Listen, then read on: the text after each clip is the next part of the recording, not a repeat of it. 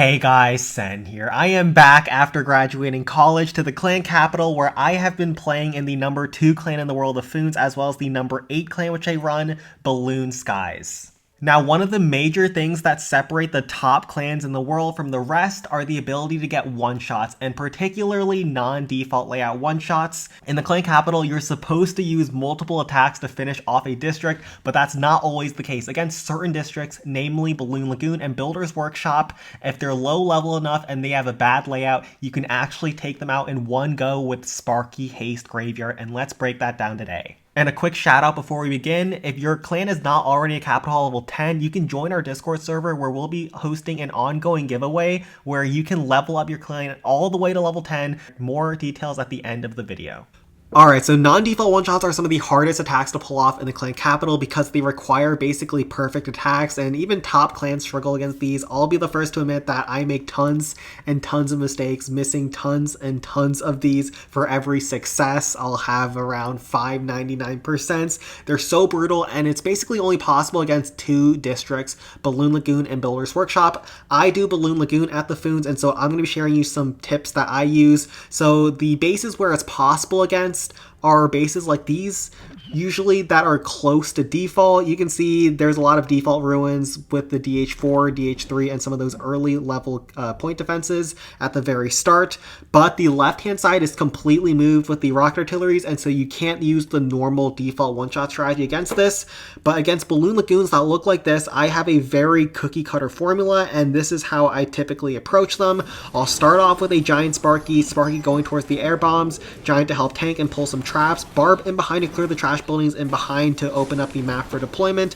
And if it's lower level walls, you can just let the giant beat through the wall, but unfortunately it's kind of higher level, so I just decided to send in the Sparky a little bit quicker. The biggest problem with non-default one-shots is not having or not running out of tanking for your Sparky, but rather time failing, so every second counts.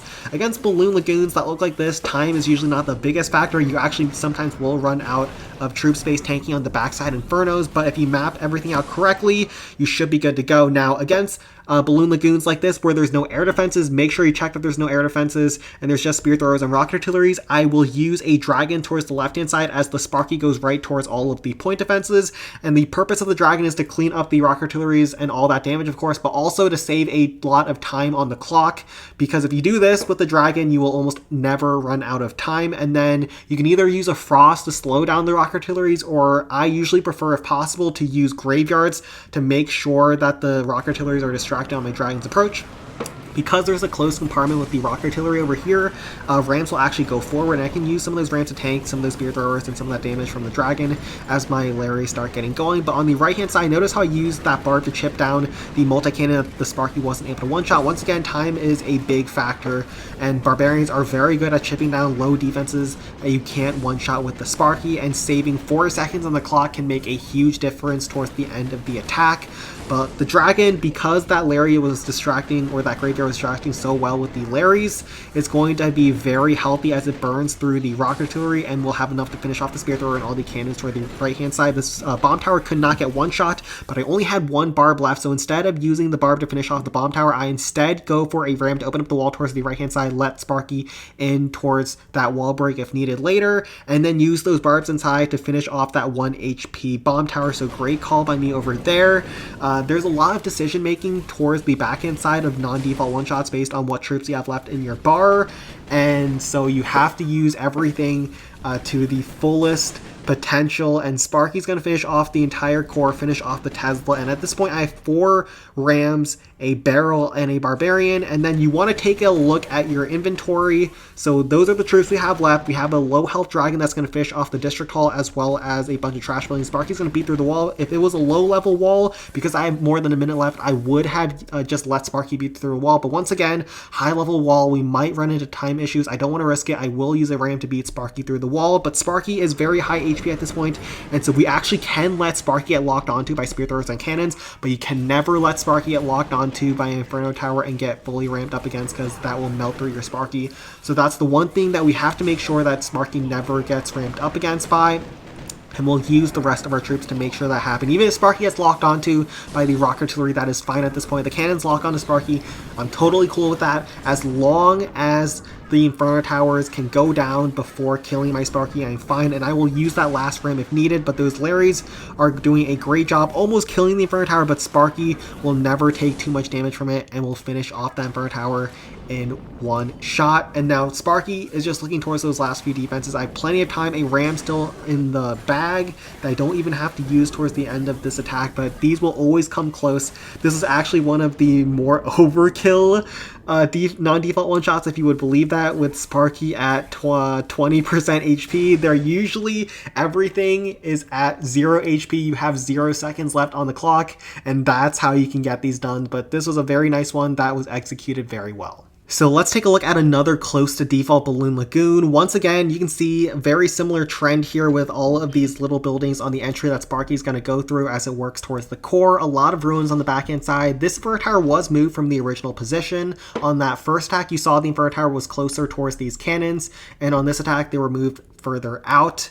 And also, there is one rock artillery that's moved further inside that's being covered by the air defenses, but instead of using the Dragon to take care of it, we can just use the Sparky to take care of it. But you can see, once again, the left-hand side does not have any air defenses, meaning that we can use some graveyards to tank all of that damage and try to use a Dragon to kill all of those defenses and save a lot of time for Sparky. I'm actually going to show you a slightly different entry. Last time I used a Giant and a Sparky on the approach, but this time I'm going to use an entry that I like to go in with if this air bombs is low level. A level 2 or below, you can make this work, and if this bomb tower is higher level, that's also preferred. It has to be at least level 2, but level 3 is preferred, and I think that's what it is in this case. But you can use a ram going in towards this air bombs, a ram going in towards the spear thrower, barb in behind to clear the trash building, Sparky going in towards the spear thrower at this angle. And what this does is, if this left-hand ram kills the air bombs, or you can use a barb to finish that off afterwards, Sparky goes in after the bomb tower directly afterwards, and it will save one Sparky chain. So that's 4 seconds and a lot less tanking that you have to use on your entry. So that is a preferred entry if you can make that happen. I'm late on my ram that I use towards the right-hand side spear thrower. I want to break open this wall towards the right-hand side to make sure Sparky gets forced towards the right, but I was late on the ram, and Sparky takes a couple more points of damage than she probably should have. And now graveyard a tank for Sparky on the approach. We want to keep her healthy as possible going in towards the rock artillery. And then the other one, notice how on this first attack and the last attack, I dropped the graveyards in empty space. You want to drop the graveyards between the defenses and not directly on top of the building, so the Larrys will go in different directions, and in case the rock artillery locks onto the Larrys, which is what you want to happen, it won't splash a ton of Larrys at once and will provide much better distraction for you. And now once the Sparky finishes off the cannon, or just before, I can actually send in the Dragon, and I have an angle towards the left-hand buildings. Make sure that the Dragon doesn't fly right with the Sparky, because that would be a huge problem. You can see this rock artillery is so distracted, but it finally does get on top of the Dragon, but the graveyard has done its job. Dragon's going to be healthy. Dragon's flying away from the air defense, perfectly done over there, and Sparky can clean up the air defense and clean up all of those buildings that the Dragon misses. But the Dragon just does a great job at saving you so many Sparky chains and so much tanking that would otherwise be required towards the left-hand side of the base. I actually have a ton of time on the clock, so don't even worry about having to chip down the bomb tower, which I would normally recommend. Instead, using a barb to finish off the trash buildings afterwards and tank the spear thrower. And at this point, Sparky is getting kind of low. You remember if I messed up a little bit at the start and let Sparky take a little bit more damage than she should have taken.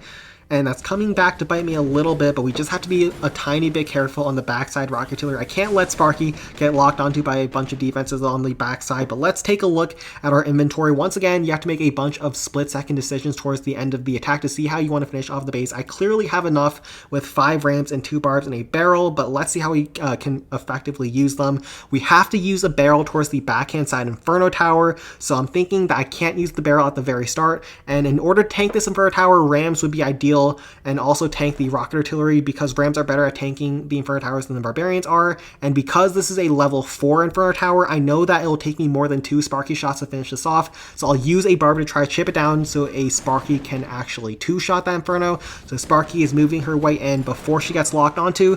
We use the Ram, tank the Inferno Tower, another Ram, make sure that the Sparky does not get locked onto by, and now we'll use the Barb to chip down the Inferno Tower, continuously tank it, and then finally we will use that barrel to make sure that the Inferno Tower does not get on top of my Sparky. Actually, the dragon survives after killing the entire left-hand section, and it's going to be a huge asset towards the end, because you can see my Sparky took more damage than she should have, and that bomb as well as the rocket shell will finish her off, but that dragon is going to help me clutch the back-end side. Another Ram we didn't really quite need, but the dragon will finish off those last few buildings for another beautiful non-default Balloon Lagoon one-shot. And for the final Balloon Lagoon, I'll just show off a bit of a more fun one. It's very modified. There's basically no ruins on the base. There's a couple of cannons that were left behind, but all the rocket artilleries have been moved inside of the base, and these are the hardest ones to one-shot. You basically don't expect to ever get these, and there's not really a set formula to get it done. It's almost always going to be haste, graveyard, Sparky, but how you do it will make the world of difference on whether your attack is successful. That first graveyard is very nicely placed to distract the rocket artillery, saves so much HP on the Sparky by tanking a ton of defenses. And I don't know where Sparky is going to go after this. I thought she might go in for the air bombs, but she swerves left for the cannon, and so we'll drop down our last giant for the Sparky to get tanked for. Now, the thing with non-default one-shots is if you're going to go for them, you usually want to bring a lot less giants in most cases, because they're a lot less flexible than the Barbs and the Rams. Also, against Inferno Towers on Balloon Lagoons, if there is no splash like rocket artilleries are in the way, you can use those barrels to tank the Inferno Tower, and they do a great job at helping you DPS those things down. And then we'll drop down our last graveyard on top of the Inferno Tower between the rocket artilleries to tank all those defenses as my troops start dying off. And we also have a nice trickle of Larrys from that first graveyard to tank the other rocket artilleries on the flank. That wasn't intentional, but that just kind of worked out for me better. And then we just trickle in our Rams one at a time to make sure the Sparky is tanked for. I was originally planning to use this last barrel in towards a bunch of point defenses had the Sparky went in towards the core, but Sparky is actually going to finish off the Inferno Tower with 2 barbs to chip it down, and then go in after the rocket artillery. 2 shots will finish off both bomb towers, and that will erase any splash in the core. So now I can send in the barrel, time it inside the haste spell to zoom it into the base and tank for all of those defenses on the back end side. So very nicely timed over there. And it's about quick decision making. It's about chipping down defenses as needed. You can see those Larrys will finish off that multi-cannon without Sparky needing another shot. I was actually kind of lucky there. But just making quick, snappy decisions and keeping your Sparky alive and healthy and moving quickly through the base is what non-default one-shots are all about. We'll use our last 2 bars to try to go in after the Spirit Thrower. I should have actually saved that for when Sparky was getting close, and then we'll use our last Ram to tank all those point defenses towards the left-hand side, because I know Sparky actually has a pretty decent amount of HP. I don't have to worry about having too much tanking for 1 Ram will suffice, and then a wave of Larrys to clean up the remaining buildings towards the right. Even if Sparky does go down, we'll have enough force to finish off the base. Somehow those Larrys actually target the cannon, which is really nice for me, saves a bit of time, and Sparky will finish off that last air bombs. So Builder's Workshop, along with Balloon Lagoon, is the other district that non-default layout one-shots are possible against. Actually, Builder's Workshop, you'll find even more opportunities, so it is the best district to learn. Now, I'm not that great at the non-default Builder's Workshop, but Death Star is, so I leave all of them to him at the Foons. This base in particular, this actually is a default layout, but I'm not shown this particular strategy against this Builder's Workshop. It's fairly new, and a lot of people like using it now because it's basically the blueprint that all non-default layout one-shots get built off of, and so we'll check this thing out. And the way it gets done, it is a haste graveyard Sparky attack. That is basically every single non-default one-shot in the clan capital, but you're going to start in a graveyard on top of this blast bow to get that thing going down, but you'll use a Ram to chip down the air bombs and tank for all the defenses on the approach. Also dodge all 3 of these log traps, Sparky in behind to chip down the air bombs and go ahead forward into the base.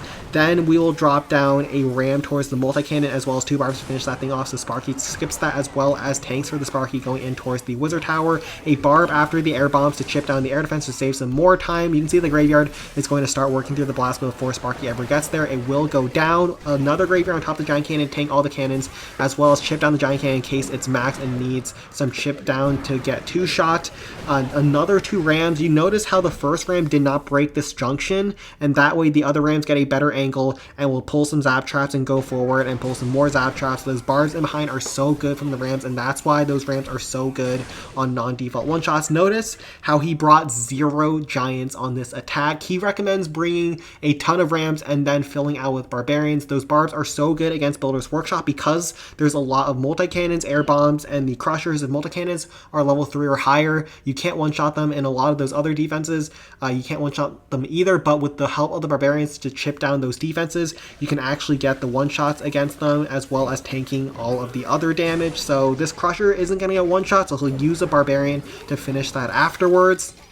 And then a ram to go ahead to tank the zap trap, protect Sparky, another barb to try to open up the map for deployment. Always consider the deployment zone to make sure you're not dropping your tanking too far back. Now a barrel on top of the blast bow. Sparky does not chain very well off of the blast bow, so we want to take that thing down as quickly as possible. Also tanks all of those point defenses afterwards. When Sparky locks on top of the spear thrower, a hog rider on top of this cannon will finish off the cannon, then the air defense, and then go forward and help assist on the top left-hand compartment. So Sparky will backtrack a little bit, so a little bit missed time, could have been a tiny bit earlier, but the hog riders will go forward, a barb to tank the giant cannon as well as the bomb, and then the hog riders will finish off the giant cannon afterwards once Sparky gets one shot. So he is very efficient on time. Builder's Workshop usually comes very close on time when it looks like this, and at this point he has 5 rams and 6 barbarians. And once again, the barbarians are really nice on Builder's Workshop because they can chip down a lot of buildings on the backhand side of the base. So he doesn't need too much tanking on Sparky. He does a great job at keeping his Sparky HP up and those defenses not shooting at her. And so at this point, he'll have a ton of overkill on this base. This strategy actually works against a completely max Builder's Workshop too, but it's a little bit hard to make work. I still prefer my barrel strategy, and that's why I don't do too many non-default Builder swung shots in particular. One last ram to open up the wall towards the compartment at 3 o'clock to let Sparky in and tank those point defenses. If you have a healthy Sparky, you don't have to tank the giant cannon and some of those defenses on the backhand side, and instead you'll use those barbs to chip down those backhand side buildings that Sparky skips and save a lot of time. So at this point, he'll use the Sparky to finish off the last multi-cannon, and he has a couple rams and a ton of barbs to just swarm the final remaining buildings on the base, and he has so much swag in his camps. Sparky's still beating through the wall, and he's got a completely default one-shot against Builder's Workshop, and let's see how he adapts the strategy towards a non-default layout. Alright, and now we're going to take a look at a non-default layout one-shot against this Builder's Workshop. So I showed you that previous attack to show you what the default layout looks like and how people attack that nowadays. But you take that strategy when the base is close to default. You have a bunch of these compartments that are from those default ruins, and then you also have that sort of trapped entry, which is normal for a Builder's Workshop, and that is your cue to go in with your Hey Sparky and adapt the default strategy. So let's see what he's going to do. I think he's going to start in the Sparky on top of this air bombs like usual. Use the ram to chip it down for a one-shot. Actually, this multi-cannon has been moved one tile closer to this wizard tower, meaning that the Sparky can actually one-shot it, and then Sparky should go in towards the core, towards all of those buildings. Because they're spaced one tile apart, that means those Sparky chains are going to be juicy, and then he'll try to use a barrel, I think, for this blast bow because you want to make sure that thing goes down. Sparky doesn't chain too well off of it. It saves a lot of time and a lot of HP on top of Sparky. And then he'll use his graveyards either on top of the multi-mortars or on top of the giant cannons. Those are the 2 best areas for the graveyard spells. And at this point, we'll just let him cook, and I think that's what he's going to do. Those are my predictions, and let's see how much of it goes into fruition. Like I said, I'm not the best at the Builder's Workshop, so I actually have a lot to learn here as well. Sparky, like I said, does not need those extra barbs to finish off the multi-cannon. We'll finish that off herself. Graveyards down on top of the multi-mortar as well as a giant cannon. And wait, Sparky's not going towards the core. She walks into a zap trap and goes towards the right. So this is definitely not going to plan, I don't think. So let's see how he recovers this. So this spear thrower is not within Sparky chain of this multi-cannon, so we'll need to use a ram as well as a barb to chip that thing down. If I didn't mention this before, I'll say this now. The biggest killer on non-default layout one-shots is not power. You usually have enough tanking and enough HP on Sparky, but you will not have enough time. That's the biggest killer. That's why you need those bases to be compact, because Sparky cannot have too many chains within 3 minutes. She shoots at 4 seconds, so you only have so many Sparky chains as she moves forwards and towards the base. Now she locks on towards the Crusher, and this is why I said that he likes to bring a lot of barbs instead of giants. You can use those barbs to chip down the Crusher, and that giant will also help chip down the air bombs, and that will save a lot of time later on during the attack. Also, I think the Graveyard allowed the multi-mortar to get chipped down in one hit. Okay, now this was his plan all along. Sparky is back in business going in towards the core, and now he'll use Hog Riders to take out the giant cannons because they were going to chip down the Larrys that were on top of the blast bow. So he used those Hog Riders to tank for the giant cannons, and that's what he does to adapt for this base. So you basically just take the default plan when it looks like a default layout, and then you'll just add a couple of wrinkles based on what stuff has been changed inside the base. And those Hog Riders also chip down the air bomb, so the Sparky can one-shot that. So he's looking perfect on time. He does so well at saving time on these builders workshops, and that's what it's all about, saving time and being as efficient as possible with your Sparky chains. You only have so many, like, there's a 3-minute attack, 180 seconds, so if you have 4 seconds per Sparky attack, and Sparky also has to move throughout the base, you might only have 20 to 30 Sparky chains, so you have to make the most out of every single attack from Sparky, and he has 70% HP on his Sparky after all that, and Sparky got hit by a Zap Trap, so he's absolutely cracked at these. A bunch of barb swag left over to make sure they can clean up the rest of the base very quickly, and even one left in the bar, so very nicely done there. He also didn't have to use the Graveyard for the backside blast because it didn't exist, and he could use it in the middle of the base, so very nicely done by him. And finally, as a bonus, I've got a level 4 Goblin Mines. Now, a level 4 completely built Goblin Mines with all of the defenses moved inside the base, moved and not default, is pretty much impossible to one-shot. I don't think until this moment I have seen a single Goblin Mines non-default one-shot since the release of Goblin Mines with everything inside the base moved.